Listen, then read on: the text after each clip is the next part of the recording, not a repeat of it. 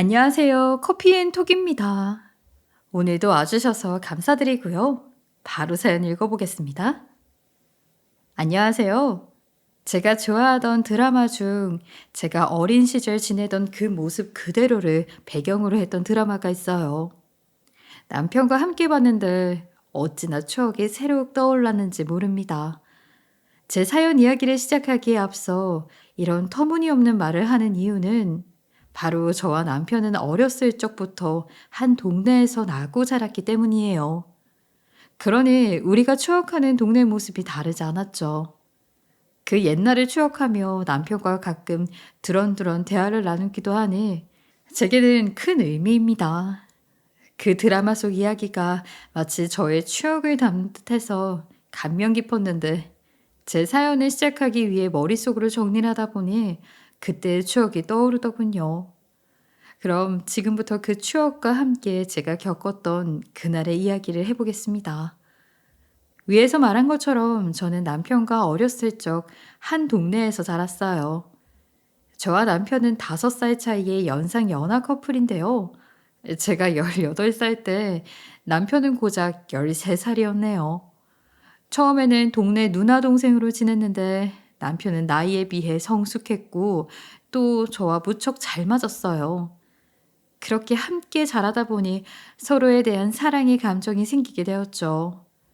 큰 동네가 아니라 저의 어릴 적 모습을 제 시모도 다 알고 있어요. 남편은 막 초등학생이 되었을 즈음 제가 살던 동네로 이사를 왔어요. 그것도 바로 맞은편 앞집으로 말이에요. 모든 것이 낯설고 생소하기만 했던 시모를 챙겨준 사람은 바로 저희 엄마였고요. 엄마와 시모가 보는 저와 남편은 너무도 사이좋은 남매의 모습이었다고 해요. 장난스럽게 얘네 이러다 눈 맞아서 둘이 결혼하겠다고 하는 건 아닌가 몰라 라고 말하곤 했는데 그 말이 현실이 되어버렸어요. 작은 동네라 누구네 집안 사정은 이렇더라 하는 이야기를 심심치 않게 들을 수 있었어요. 남편의 가족에 관한 이야기도 들려왔죠. 세세하지는 않지만 엄마와 시모가 나누는 대화만으로도 충분히 유추할 수 있었어요. 저의 집과 비교를 하자면 꽤 사연이 있는 가정이었죠. 제게는 아주버님도 한 분 있었는데 어렸을 적 아주버님은 공부를 무척 잘했고 아주 야무졌어요. 시모가 큰아들이라며 어찌나 입에 침이 마르도록 자랑을 했는지 모릅니다. 그뿐만 아니라 동네에서도 아주버님에 관한 이야기가 나올 때면 그놈은 뭐가 돼도 될 놈이라는 말을 많이들 했죠. 그 정도로 똑부러지고 자기 앞가림도 잘하는 그런 사람이었어요. 그러니 자연스럽게 시모도 아주버님에 대한 기대가 컸고요. 당시 시댁은 시부를 일찍 여의고 시모가 너무 심리적으로 힘들어 모든 것을 정리하고 이사를 온 것이었는데 시모 혼자 두 형제를 키워내야 했으니 아주 고생했어요. 그래서 저희 엄마도 그것을 알고 나서부터 정말 물심양면으로 시모를 도와주었어요. 시모는 능력 없는 자신 때문에 자식의 미래까지 망칠 수 없다며 정말 악착같이 지냈는데 그 모습을 보고 엄마는 처지가 딱한 시모를 나몰라라 할 수 없었다고 해요. 시모의 노력으로 아주버님은 원하는 대학까지 갈 수 있었어요. 그런데 그 후로 시댁 형편은 더욱 어려워졌죠. 아무리 주변에서 도와준다고 하더라도 한계가 있고 시모의 벌이에도 한계가 있는데 나갈 돈은 더 많아졌으니 너무도 당연한 일이었어요. 물론 아주버님이 장학금을 받을 정도로 열심히 공부했지만 등록금 말고도 드는 비용은 만만치 않았죠. 거기다 남편도 공부를 잘했고 심지어는 원하는 꿈까지 확실했어요. 그런데 시모는 집안 형편 때문에 남편까지 대학을 보내는 것은 무리였어요. 그래서 첫째가 잘 되면 둘째도 어련히 잘 된다고 둘러대며 학비를 대줄 수 없다고 해버렸죠. 하지만 그렇게 모질게 했다고 한들 아들인 남편이 자신의 집안 형편을 모를 리 없고 시모의 속뜻을 모르지 않으니 꿈을 접고 성인이 된다면 바로 돈을 벌겠다고 나섰어요. 당시 저와 남편은 연인 관계였고 제게 자신의 집안 형편 때문에 시모가 모질게 말하더라며 그런 시모의 마음이 어떨지 생각만 해도 가슴이 미어진다고 털어놓았어요. 그리고 원하는 꿈이 아닌 돈을 벌어야겠다고 말하는데 저는 남편이 자신의 꿈을 이뤘으면 했고 포기하는 모습을 보고 싶지 않았어요. 그리고 어린 나이에 부모를 이해하려고 노력하는 남편이 너무 애잔했죠. 저는 이 모든 걸 알고도 가만히 있을 수 없었어요. 그래서 그때부터 저는 제가 하던 공부까지 마다하고 공장에 나가 일을 하기 시작했고 남편의 학비를 제가 직접 책임지기 위해 나섰어요. 남편의 학비를 책임지기 위해 일을 시작한 것이 저의 첫 사회생활이었어요. 이 이후로 제 가방끈이 짧을 수밖에 없었고요. 지금 생각해보면 저도 공부는 그럭저럭 남들 못지않게 했음에도 뚜렷한 꿈이 없었고 제게 가장 중요한 것은 사랑이었기에 가능했던 것 같네요. 어쩌면 더 좋은 직업 혹은 직장을 가지게 됐을지도 모르는데 왜 그렇게까지 남편에게 모든 것을 헌신했을까 하는 생각에 저를 어리석다 여기시는 분들도 계실 테죠. 하지만 저는 그때의 제 선택에 전혀 후회는 없어요. 왜냐면 제 선택 덕에 남편은 학비 걱정 없이 원하는 공부를 해 꿈을 이뤘고요. 저의 이런 헌신을 배신하지 않고 이렇게 결혼까지 성공했으니까요. 거기다 남들이 다 걱정하는 고부 갈등은커녕 제 친구들까지 부러워할 정도로 시모의 사랑에 제가 독차지했는걸요. 그러니 제가 후회할 게 뭐가 있어요. 그리고 환경 적응에 빠른 편인 저는 어떤 일이든 다 잘하는 편이었으니 어려울 것도 없었죠. 그런데 남편이 대학에 갈 수 있었던 이 사실은 시모와 남편 그리고 저 이렇게 셋만 아는 비밀이에요. 아주버님에게조차 말하지 않았어요. 굳이 주변에 알릴 생각도 하지 않았기에 제 친정 부모님께서도 모르는 일이랍니다. 그저 제가 얼른 일하고 싶어서 일찍이 사회에 뛰어들었다고만 알고 계세요. 사람마다 받아들이는 것이 다르니 이런 말을 꺼내는 것은 생각도 안 했고 아주버님에게까지 비밀로 한 이유는 아주버님이 자존심이 무척 강한 사람이라 집안 형편이 어려운데도 아무것도 하지 않고 제 힘까지 빌려 남편이 공부할 수 있었다는 사실을 알게 된다면 분명 당시 자신이 학교를 그만두겠다고 했을 게 뻔했거든요. 제가 이렇게 남편을 위해 열심히 살았다는 것을 누가 알아주길 바라는 마음으로 한 것도 아니고 제 행복과 남편의 행복을 위한 저의 선택이었으니 아주버님이 모른데도 저는 상관없었어요. 하지만 부모의 마음이라는 것은 전혀 다르더라고요. 시모는 제가 어린 나이였음에도 자신을 대신해 남편의 뒷바라지했던 것을 자신이 능력이 없어 남까지 고생시켰다고 생각하고 또 자책도 많이 하셨어요. 저는 그런 시모에게 전혀 그런 것이 아니라 내가 행복하려고 한 것이라고 말하곤 했죠. 하지만 시모는 늘 저를 향한 마음에 빚이 있었고 항상 미안해 하셨어요. 절대 그런 마음 갖지 않아도 된다고 시모에게 매번 말했지만 부모의 마음을 제가 어떻게 헤아릴 수 있겠어요. 남편과 결혼 후에도 시모는 제게 정말 잘해 주었어요. 정말 친엄마보다도 더 친엄마 같다는 생각이 들 정도로 저에 대해 잘 알았고 또 저를 위해서라면 능력이 닿는 한에서 뭐든 해 주려고 했죠. 저희 부부는 남편이 22살이 되어 군대에 가기 직전에 결혼식을 올렸고 부부로 지낸 지는 꽤 긴 세월이 흘렀어요. 반면 아주버님은 자신의 커리어를 위해 혼자 꽤 오랫동안 지내다가 5년 전쯤 결혼식을 올렸어요. 처음 지금의 형님을 봤을 때 뭔가 장난이 아니겠구나 싶은 느낌이 있었는데 그저 능력 있는 자존감이 높은 사람이라 저도 모르게 주눅이 드는 건가 하는 생각에 크게 개의치 않았어요. 형님은 참 똑똑한 사람이었어요. 정말 바쁘게 일하면서도 공부에 손을 놓지 않는 그런 분이죠. 시모도 형님의 열심히 하는 모습과 강단 있는 모습에 결혼을 승낙했던 거라고 하더라고요. 아주버님이 결혼 소식을 듣게 되었을 때 드디어 제게도 형님이 생긴다는 것에 조금 기대도 됐고 뭔가 설레었어요. 정말 잘 지내고 싶은 마음이었죠. 하지만 제 마음이 그렇다고 다 잘 지낼 수 있는 것만은 아니었어요. 결혼 후 가족이 되고 나서 저의 기대와 설렘으로 부풀었던 마음은 완전히 뭉개졌거든요.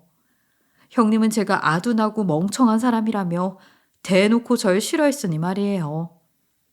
평소 아주버님도 제가 능력도 없이 남편에게만 의지해서 산다며 혀를 내두르곤 했는데, 그래서인지 형님도 저를 바라보는 시선이 아주버님과 크게 다르지 않았어요. 제가 경제활동을 하고는 있었지만 어디 가서 동생 자랑하면서 누가 동생 와이프는 무슨 일을 하느냐고 묻기라도 하면 창피해서 말을 할 수가 없다고 할 정도로 제가 하는 일에 대해 아주 부정적이었어요. 그 이유는 남들이 천사를 보낼 만하거나 전망 있는 그런 직업이 아니라는 것이었고요. 그러니 아주버님의 눈에도 저는 눈엣가시였고, 그런 제가 무슨 실수라도 하면 멍청하게 이런 것도 제대로 못하냐고 말하기 일쑤였죠. 그뿐만이 아니었어요. 제가 가족들과 이야기 나누는 자리에서 무슨 말만 하려고 해도 뭘 안다고 나서냐고 구박을 하곤 했거든요. 그럴 때마다 시모는 아주버님에게 자신의 앞에서 며느리를 깔본다며 호되게 아주버님을 혼내주곤 했어요. 참 웃긴 건 부부는 끼리끼리 만난다고 하잖아요. 그래서인지 형님도 아주버님과 저를 대하는 행동이 아주 똑같더라고요. 아주버님과 형님이 결혼 후 처음 맞이했던 대명절인 설 때도 일이 하나 있었어요. 설 전날이면 시모와 함께 명절 음식 준비를 하는데 형님은 그날 몸이 안 좋다며 오지 않았어요. 시모의 말로는 목소리가 많이 안 좋았다고 하더군요.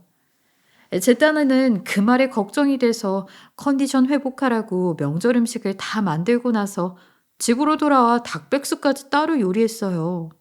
남편은 뭘 그렇게까지 하냐며 너무 무리하는 것 아니냐고 가족 챙기다 제가 병나겠다며 말렸지만, 시댁에서 보내는 첫 명절인데 아프면 얼마나 힘들겠냐고 남편의 만류에도 정말 열심히만 들었죠. 그런데 설 당일 형님은 너무도 멀쩡한 모습으로 시댁에 방문하더라고요. 그것도 오전이 한참 지난 시간에요.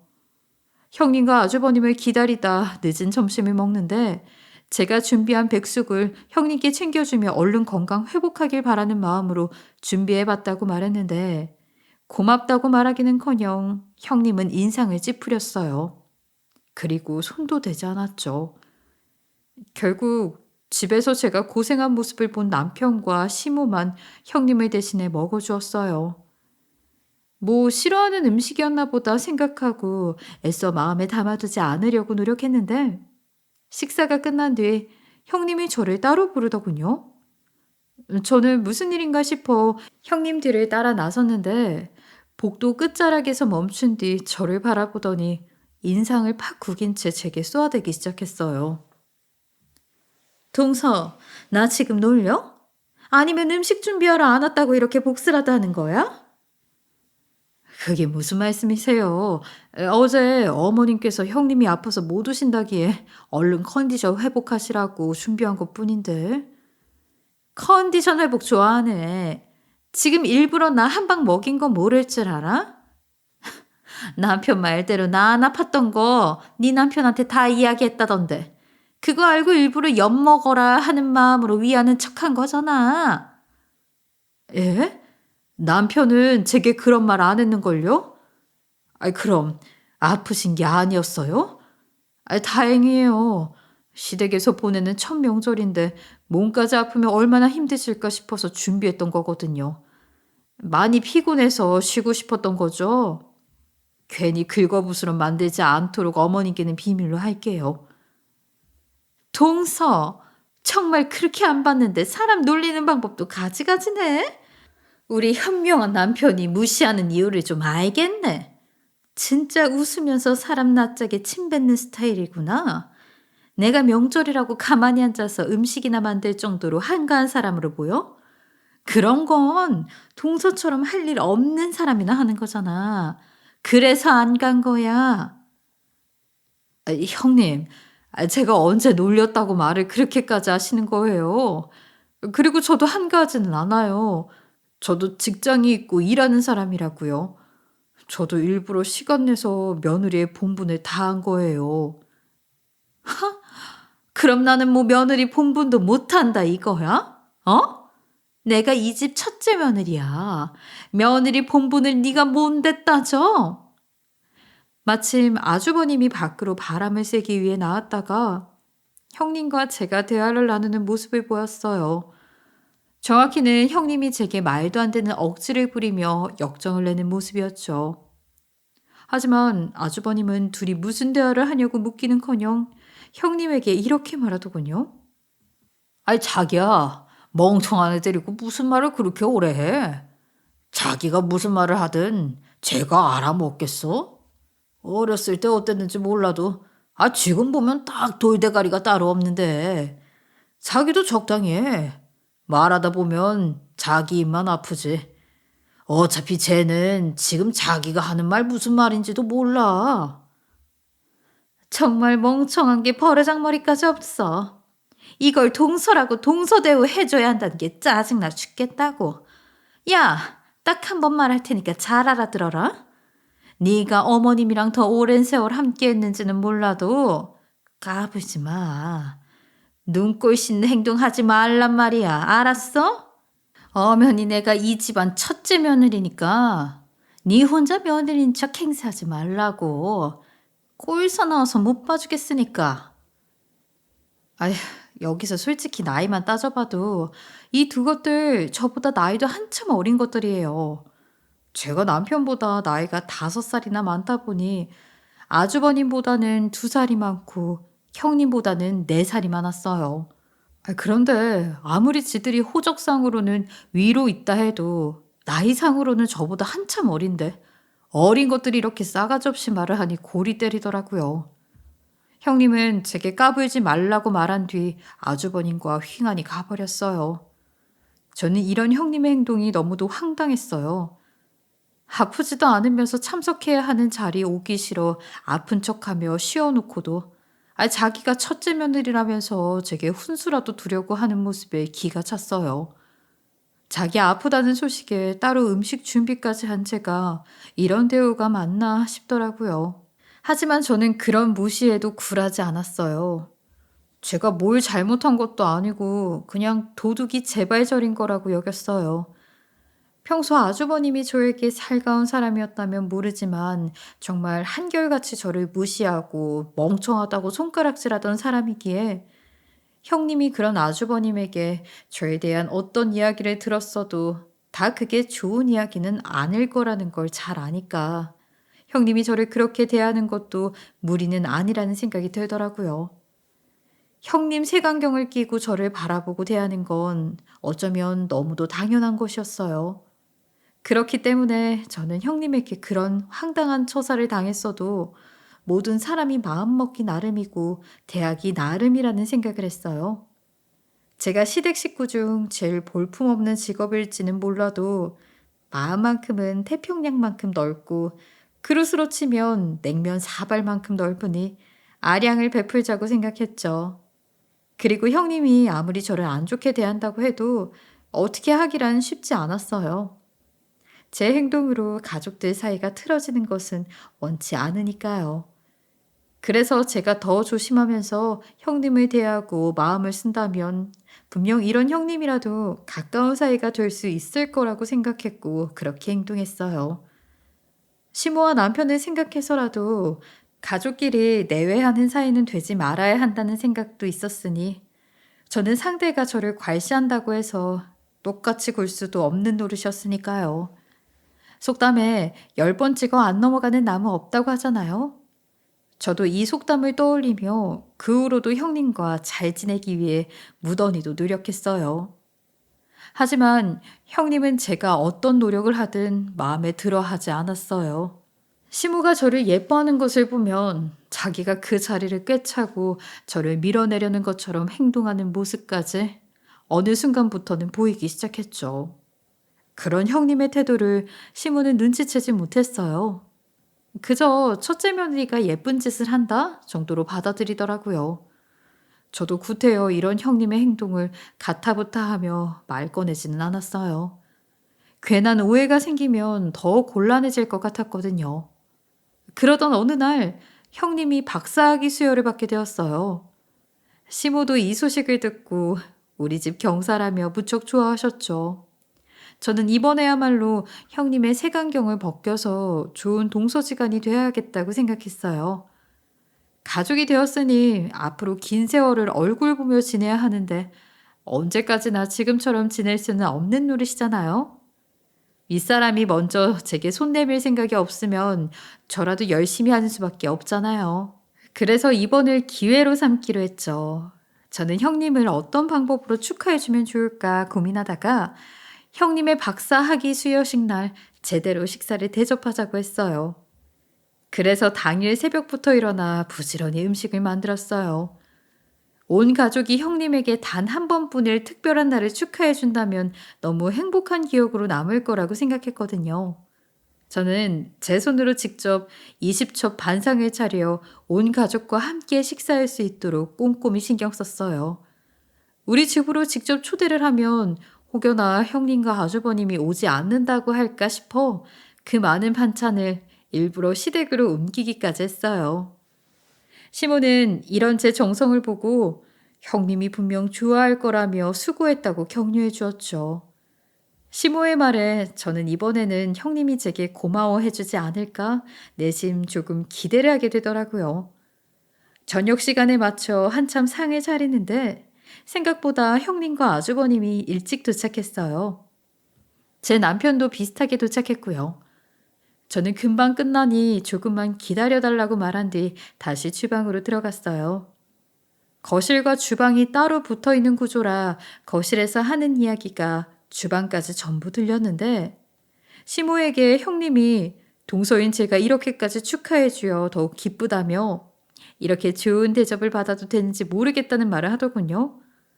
형님의 기쁜 마음일 테니 분명 이번만큼은 진심일 거라고 생각해 저도 덩달아 기분이 좋아졌어요. 하지만 그 기쁜 감정은 오래가지 못했습니다. 형님과 시모가 한참 담소를 나눈 뒤 화장실에 다녀오겠다며 자리를 떴을 때였어요. 형님은 주방으로 들어와 삐딱하게 서서는 그릇에 담아놓은 반찬 그릇을 툭툭 치더니 불만스럽다는 듯 말을 하더군요. 동서, 번거롭게 이런 짓은 도대체 왜 하는 거야? 그것도 어머님까지 모셔서 거절도 못하게 말이야. 아니, 누가 축하해 달래? 저는 좋은 소식이라 식사 대접이라도 하고 싶어서 그런 거예요. 어머님께서도 이렇게라도 함께 온 가족이 식사하면서 축하해 줄 수 있어서 너무 좋다고 하셨고요. 제가 선물을 드린다고 한들 받지 않으실 것 같기도 했고요. 내가 동서한테 축하받고 싶은 마음이 전혀 없는데 왜 이렇게 나서서 사람 피곤하게 만드느냐고. 거절도 못하고 약속까지 다 깨고 여기 와서 내가 지금 밥을 먹어야겠냐고. 너 때문에. 누가 축하해 달래? 아니 형님, 저도 가족이에요. 마음에 안 들지는 몰라도 가족이 진심으로 좋은 소식에 축하해 주는 건데 어떻게 말을 그런 식으로 하세요? 정말 한결같이 너무하시네요. 저는 정말 열심히 준비한 것들이라고요. 그러니까 내가 너한테 축하받기가 싫은데 이런 자리까지 강제로 나와야겠냐고. 너랑 나랑 급이 같아? 감히 가방끈도 짧은 년이 누굴 축하한다는 거야, 역겹게. 형님, 그렇게 배움으로 사람 무시하고 그러는 거 아니에요. 지금 형님 원사는 가방끈 짧은 저보다 더 치졸하고 수준 떨어져요. 아세요? 드시고 싶지 않으면 그럼 그냥 가시면 되겠네요. 다른 가족들끼리 주인공 없는 식사 자리나 갔죠 뭐. 뭐야? 치졸하고 수준이 떨어져? 다른 사람도 아니고 니깐년한테 그런 저급한 소리를 들을 정도로 내가 그런 사람이 아니라고 내가. 시댁이라고 기고만장해서는 네가 눈에 뵈는 게 없나 본데. 어머님이 널 예뻐하는 이유가 정말 예뻐서겠어?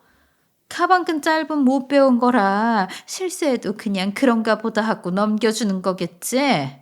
재분수도 모르는 천박한 년이 입만 살아가지고. 말씀 가려 하세요. 아무리 가족이라도 그렇게 무시하는 거 아니에요. 조금 더 공부에 전념한 사람도 있고 아닌 사람도 있는 것뿐이지. 그걸로 직업의 기천을 따지고 사람 점수를 매기는 건 옳지 못한 거라는 걸 아시잖아요. 도대체 저를 왜 그렇게까지 미워하시는 건데요? 미워해? 뭔가 착각하나 본데. 난 미워한 적 없어. 없는 사람 취급을 하는 것뿐이지. 넌 이 집안의 가정부 그 이상도 그 이하도 아니야. 그러니까 시모가 좀 예뻐한다고 기고만장해 있지 말라고. 시모 재산도 넘볼 생각 말고. 그건 어차피 우리한테 올 돈이니까. 시모 죽고 이 집안에서 내처지기 싫으면 눈치껏 가정부 노릇이나 열심히 해. 그게 네 수준에 딱 어울리는 위치니까. 그런데 그때 형님이 말이 끝나기 무섭게 화장실에서 언제 나왔는지 시모가 울그락불그락해진 얼굴로 주방으로 뛰쳐들어와서는 갑자기 형님의 머리끄댕이를 잡고 난리를 치기 시작했어요. 사실 형님은 굉장히 여우였어요. 시모가 살던 집이 2년 전에 재개발이 되면서 은근히 알짜배기 부자가 되었는데 그 사실을 알고 난 뒤부터는 그때부터 시모 앞에서 어찌나 알랑방귀를 끼어댔는지 몰라요. 그리고 자신이 봐도 별것 없는 저를 시모가 아끼는 것을 알고는 시모 앞에서는 굉장히 저를 위하고 생각해주는 척 해왔죠. 그래서 시모는 형님이 제게 못되게 굴었던 적을 본 적 없고 그럴 사람도 아니라고 생각하며 지냈어요. 그런데 이번 일로 형님의 여우짓이 탄로나게 된 것입니다.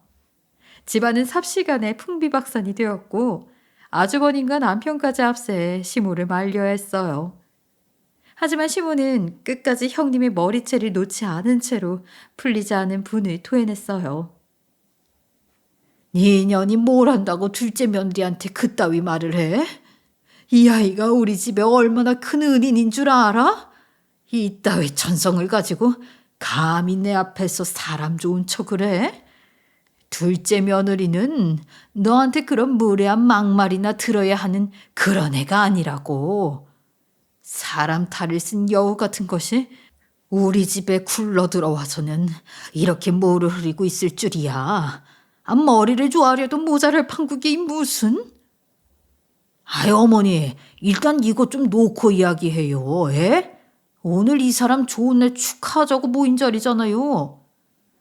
아주버님은 안절부절 못하며 시모를 말렸고 시모는 무슨 축하냐며 막말로 형님이 아주버님 덕에 이만큼 더 공부할 수도 있었던 것 아니냐며 그래놓고 무슨 자기 잘난 맛에 기어오르냐며 아주버님께도 쏘아댔어요. 끝나지 않을 몸싸움에 저까지 나서서 시모를 말려야 했어요. 저는 시모에게 그만하면 되었으니 형님을 놔주라고 제 진가를 알아주는 분이 계시는 것만으로도 늘 든든하다고 그러니 저는 괜찮다고 말을 한 뒤에야 시모는 잡고 있던 형님의 머리채를 놓고 눈물을 터뜨렸어요. 제게 늘 미안했고 여전히 감사한데 이런 수모를 당하고 있을 거란 생각을 미처 못했다고 미안하다면서 눈물을 흘리는데 그 모습에 저는 형님의 무례함이 상처가 된 것보다 시모의 진심이 더 확 와닿았고 또 위로가 되었어요. 시모는 그렇게 한동안 제 손을 꼭 잡으며 울음을 진정하지 못하셨지만 우리 부부의 다독임에 서서히 진정이 되셨고 시모는 이제는 더 숨길 수 없다는 것을 알았으니 모든 사실을 밝히겠다고 하며 가족 모두를 거실로 불러 모았어요. 저와 남편은 시모가 어떤 이야기를 할지 알기에 담담했지만 아무것도 모르는 아주버님과 형님은 지금 이 상황에 당혹감을 감추지 못했죠. 거실 소파에 앉은 시모는 형님을 한껏 살벌하게도 노려본 뒤 감출 수 없는 분노를 꾹꾹 누르며 돌연 선전포고를 해버렸고 그 말에 저희 모두 너무 놀라 입을 다물 수 없었어요. 시모의 말을 듣고 아주버님과 형님은 받아들일 수 없다며 심하게 반발했어요. 내가 가진 돈 전부를 둘째 부부에게 줄 거니? 아이 그렇게 알아라. 몇 푼 되지도 않는 돈을 탐내며 서로 헐뜯는 그런 꼴 나는 못 본다. 욕심 부린 것들은 이런 한 푼 받을 자격 없어. 뭐 어머니.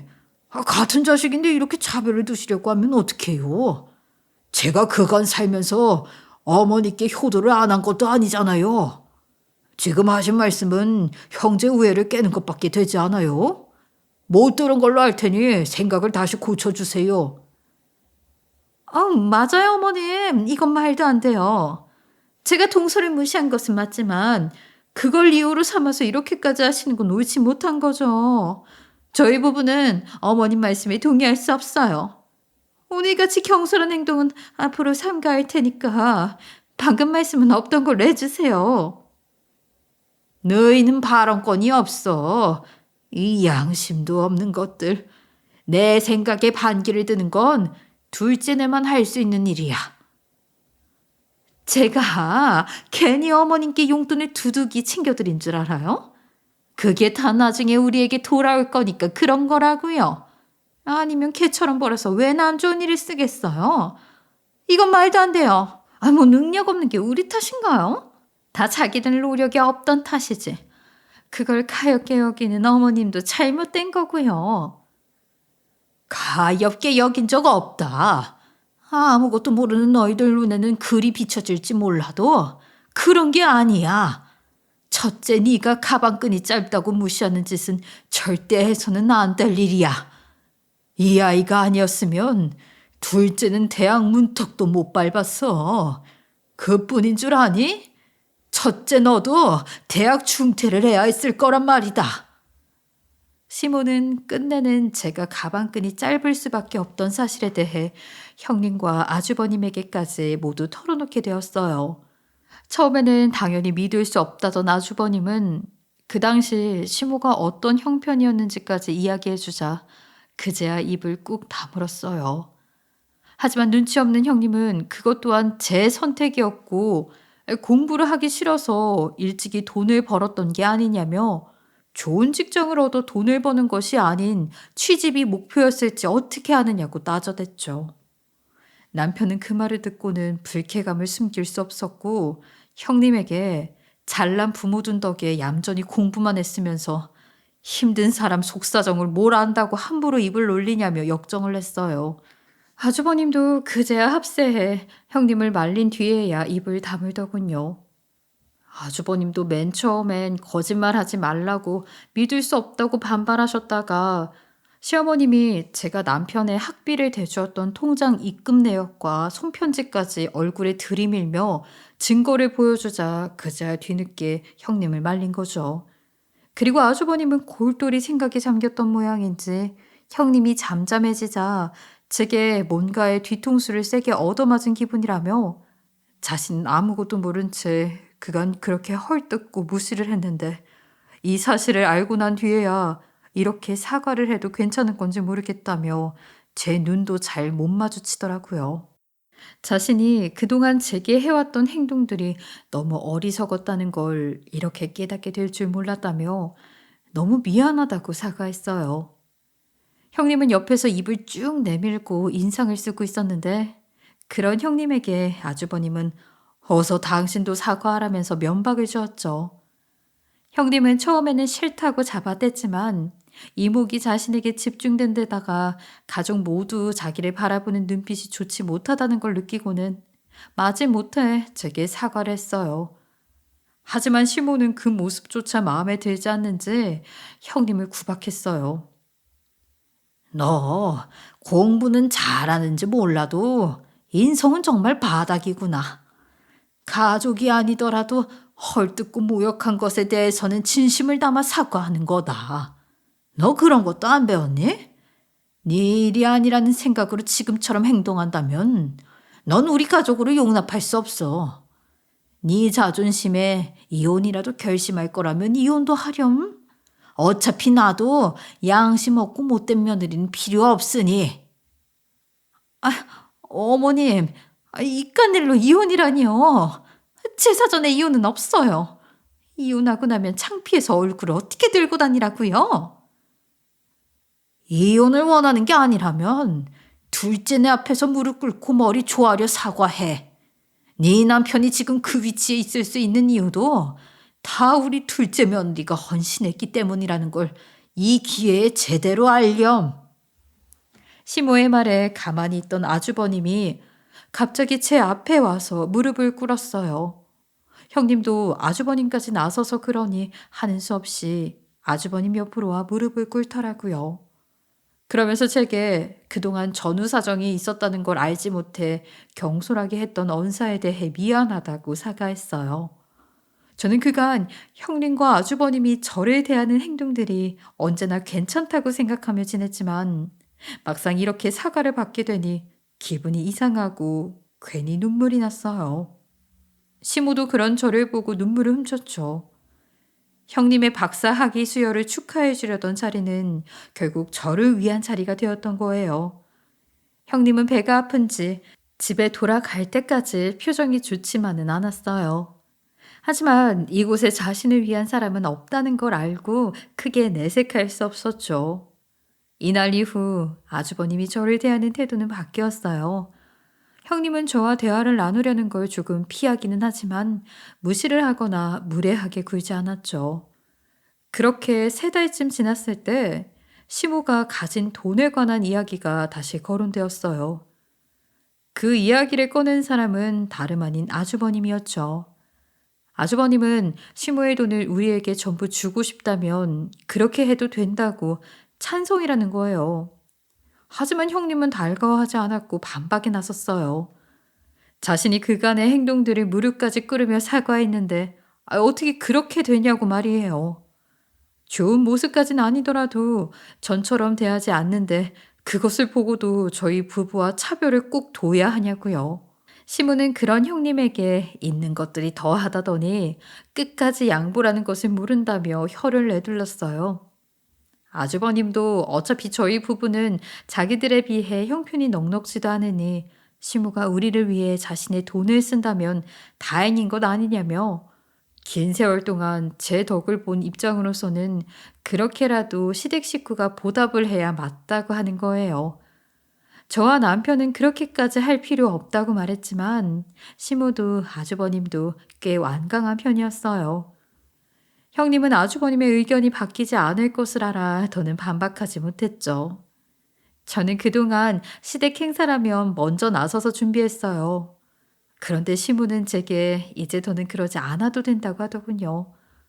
이 일이 터지기 전에는 저는 시댁 일이라면 뭐든 솔선수범했지만 이 일 이후 저는 시댁 일이라도 시모가 나서서 저를 말렸어요. 그렇게까지 고생하며 자기들을 위할 필요는 없다고요.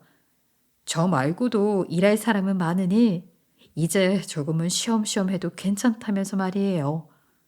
그렇게 시모의 진두지휘 하에 남편과 아주버님의 부부는 처음으로 온 가족을 위해 음식도 만들고 그 외의 모든 일을 조금씩 배워가기 시작했어요.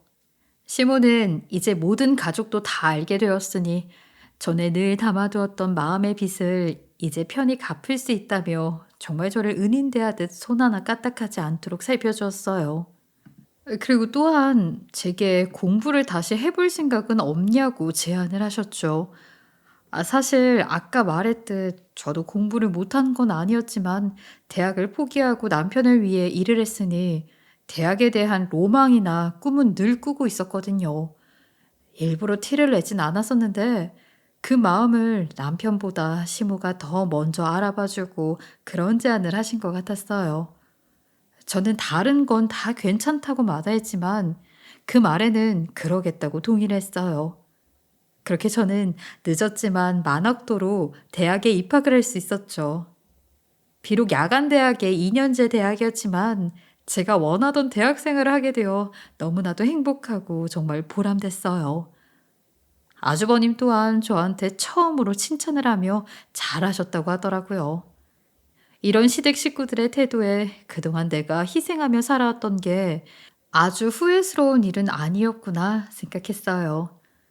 남편 또한 제게 이제 희생은 그만하라며 본인이 제 남은 인생을 책임져 주겠다고 하더라고요.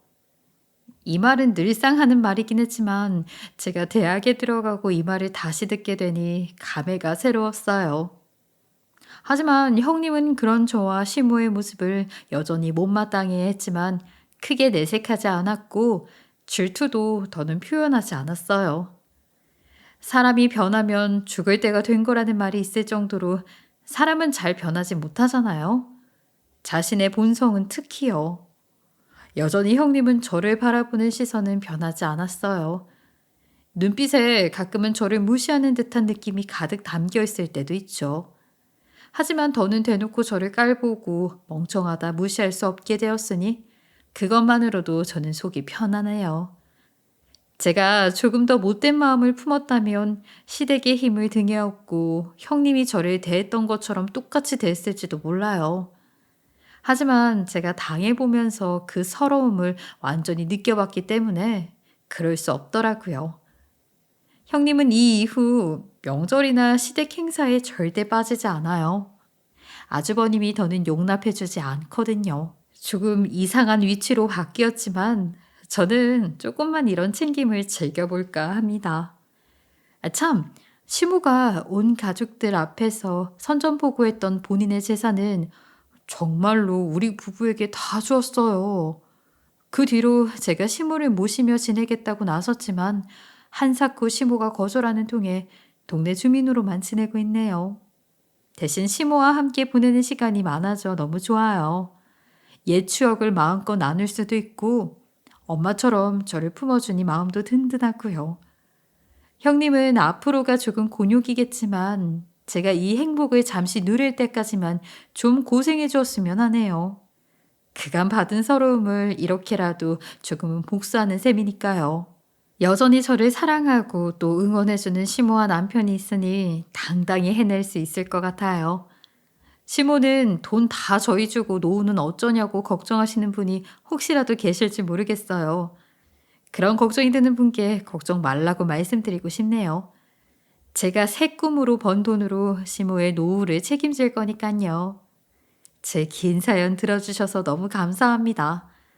저희 가정에 평안이 찾아온 것처럼 시청자분들의 가정에도 늘 행복이 가득하길 소망합니다. 지금까지 커피앤톡이었습니다. 오늘도 끝까지 함께 해주셔서 감사하고요. 다음 영상으로 또 찾아뵙겠습니다.